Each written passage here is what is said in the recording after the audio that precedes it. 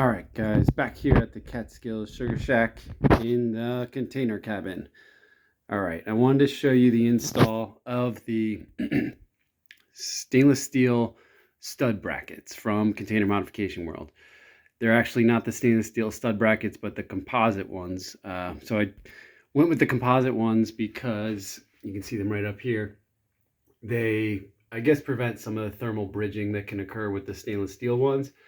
So I wanted to prevent as much thermal bridging as I could with the install. So I went with the composite brackets. As you can see, there are two screws that go into the main crossbar, self-tapping screws. Again, I pre-drilled those two screws and then put in the self-tapping screws. And then from there, you put in the track, stainless steel track, which goes all the way across, and they come in 10-foot lengths. So, and they're pretty easy to cut. So you just get some steel cutters and kind of bend it back and forth, and it worked out perfect. So a couple things with the install I just wanted to talk about.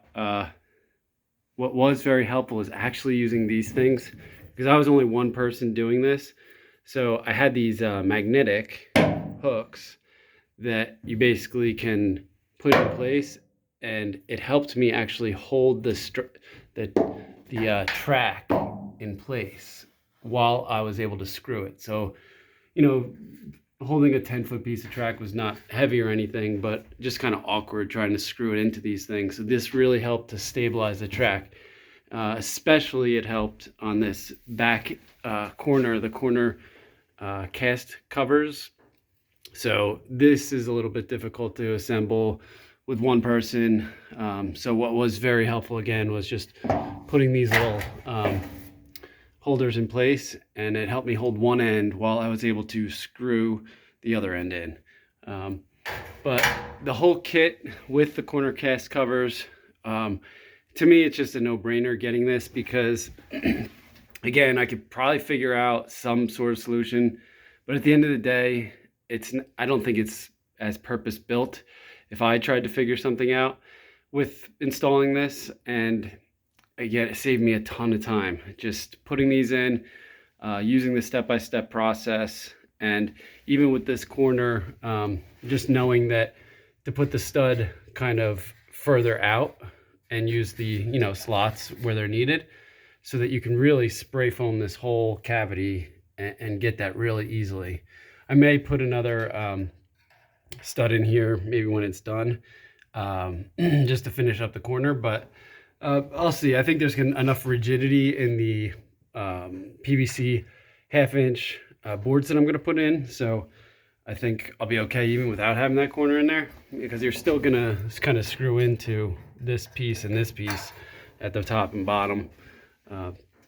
That being said, when I did the spacing across the whole container, I made sure that every 24 inches there was a stud, because I'm going to use 4x8-inch plywood sheets.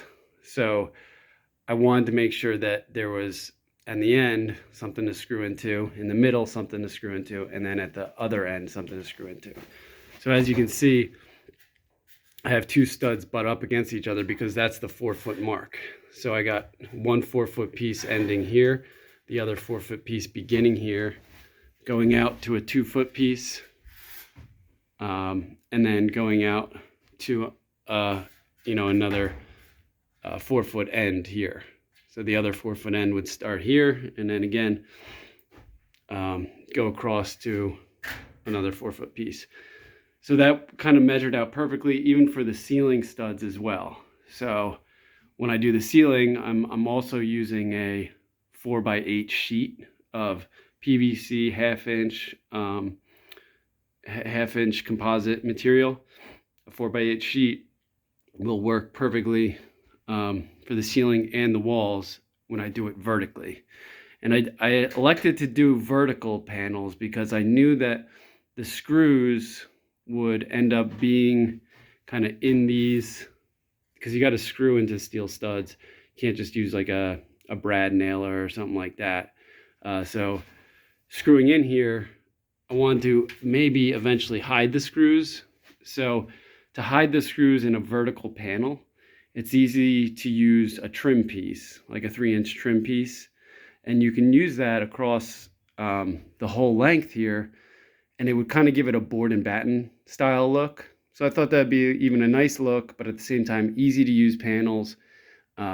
Just screwing the 4x8 panels all the way across, and then just give it a finished look by doing a board and batten style trim around the whole thing. So that said, I have the studs across the whole container, and at the far end, you know, you need to end the wall, and you need to kind of bridge the gap or figure out a gap between the doors and the wall. When you do spray foam, it's tough because you want to still use the doors and operate the doors. So, of course, Container Modification World, they thought through all this stuff. They have the door kit and the flashing kit. So I installed those, and the fit and finish and the, you know, I guess the accuracy of everything, the way that these metal pieces are cut is just spot on. Like, I was afraid that my shipping container, for whatever reason, was going to be slightly off, just with, you know, I know they're all standard mostly, but there can be little things that maybe make them off, whether it's, you know, a crooked door, or I don't know, came out of a different factory, then they do something a little bit different. But everything was spot on with the door kit. And so that allows you to have about maybe like a 2.5-inch gap here that you could do foam up to. And then you basically, you could see that you could slide in a 4x8 panel straight in there. And then you could screw that 4x8 panel against, you know, against something, which is, you know, this whole track that goes around. It's got the pre-drilled screw holes for all that. So I think that's going to be a nice finished look on that. The wall kit was a little more difficult to install, but it just gave me a little bit more trouble because up at the top here, I had to cut maybe like a 1/16 of an inch off, and that's explained in the videos too. So that it's not perfect, and they do, you know, the best they can. And these are like the little variations of where the header goes and whatnot with putting this piece in. So, and that was fine. It didn't take too much to just cut off a 1/16 of an inch on this side, and I had to do the same on this side, the top over here.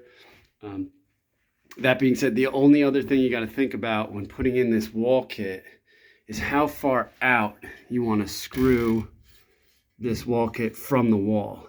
And there are no pre-drilled holes on this piece because of the fact that people can vary how far out from the wall they want to put this kit.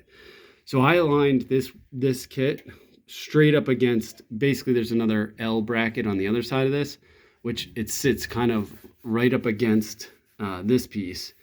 So I aligned it with that because that was perfectly aligned with the 1 5/8 stud. So if I put a wall covering on this 1 5/8 stud, it's gonna sit flush on this and nestle right into this half inch groove here, so that you get a flush fit and finish.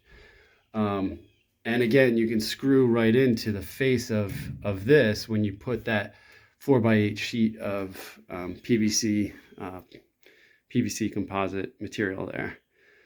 So I just wanted to do a full overview of the full install of all this. And I mean, the kits just really made it easy for me. So I do appreciate that they're out there, and that Container Modification World has really thought through all these things, because it just made this entire install, I think, possible for me.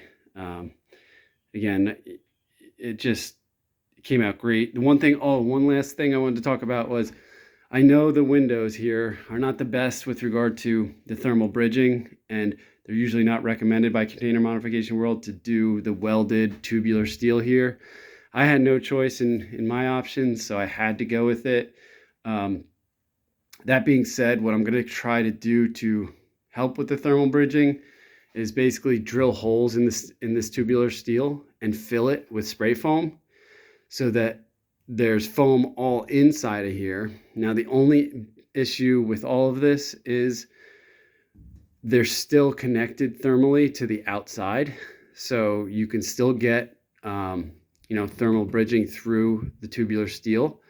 So I'm going to try and combat that with the spray foam on the inside, as well as I probably have like a 1/4 inch, between here and here, that when I bring that panel over, I'll have a 1/4 inch space between the panel and this metal that I am going to just put foam tape on, 1/4 inch foam tape. We'll see if it does a job.